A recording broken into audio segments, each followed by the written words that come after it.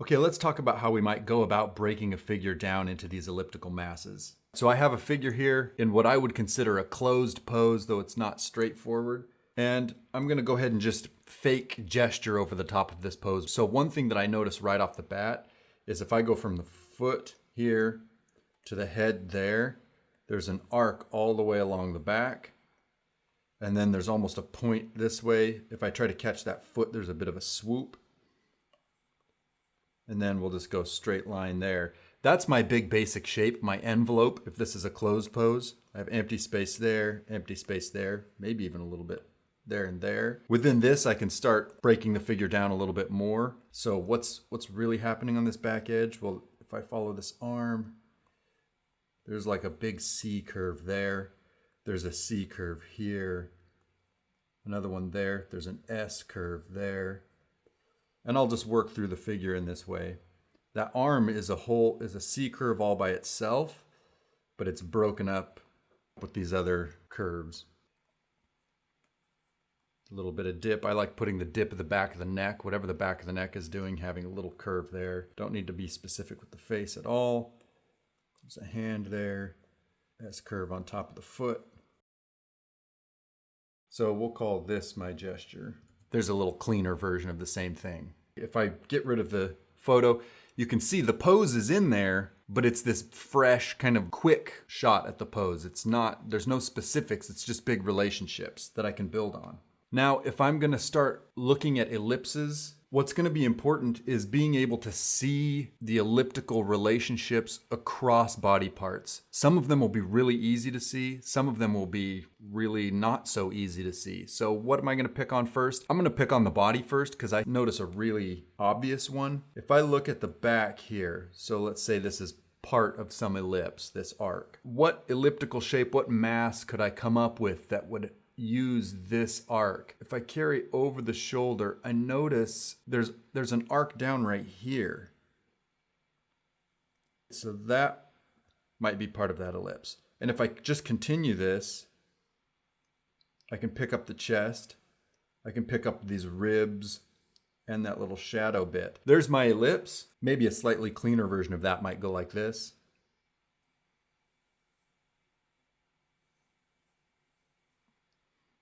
Okay, what else do we have? Well, here's one. This one might be able to encompass the whole lower body. There's that intersection. I can put another one right there.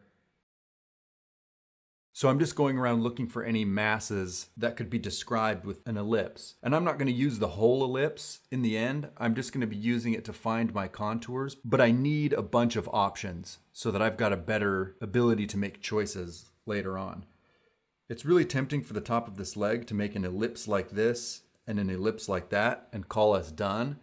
But I would argue it makes more sense to continue this line and pick that up with the same ellipse.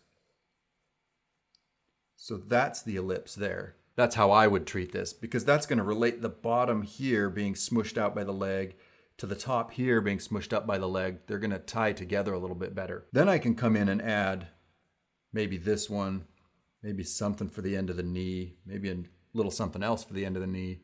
Up here in the arm, here we have a really nice, the shoulder muscle, which we'll talk about later on in the semester. It's called deltoideus. It's a really quite an obvious ellipse. I even see a little one there. Here's an arc and there's an arc. The ellipse that shares those arcs. Something like that. You carry on and on and on. You can see I'm not making a Michelin man where it's like there's the arm, there's the next part of the arm, there's the next part of the arm, and then I'll just draw lines. That's not going to work. I need ellipse 1, ellipse 2 intersecting, another ellipse that kind of bridges the gap, one ellipse that fills all of them in. This is going to make a much better drawing than this. So be careful. The problem with this one is that the ellipses are not intersecting and there's not enough of them.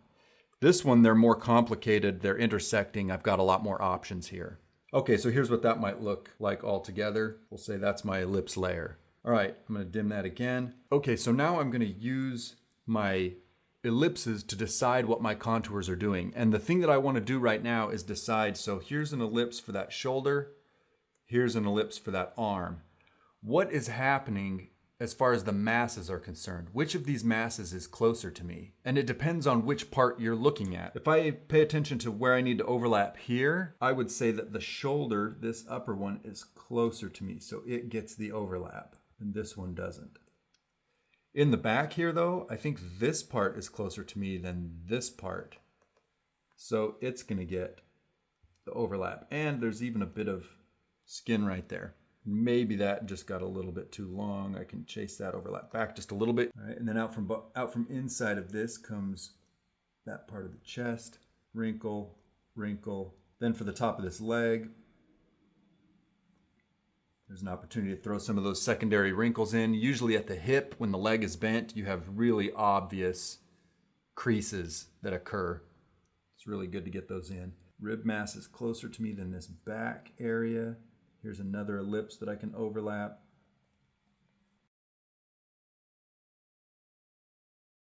That shadow, I could actually just describe with a line there. Maybe a little cleaner line. So I'm deciding in each of these, I'm using the reference to decide what is in front of what and carrying on with my contour lines from there. So this is what that might look like altogether. A slightly cleaner version. If I get rid of the photo, bring back the gesture, you can kind of see what the cumulative effect of this drawing will be. And this is digital, you'll have to forgive me, I'm still learning, but hopefully you get the idea of how to build up from a gesture into these elliptical descriptions of the masses, and finally with that last contour line that decides what the overlapping is doing. You can see it's pretty generic, it's not extremely detailed, it's just a map of what the masses of the body are doing generally, being sure to catch these overlaps. They're everywhere, and they describe a lot of what the body is up to. You get those right, and your body starts to take on substance and form. Get them wrong, stuff starts to look weird really quickly. Okay, so that's the step-by-step on an elliptical mass drawing.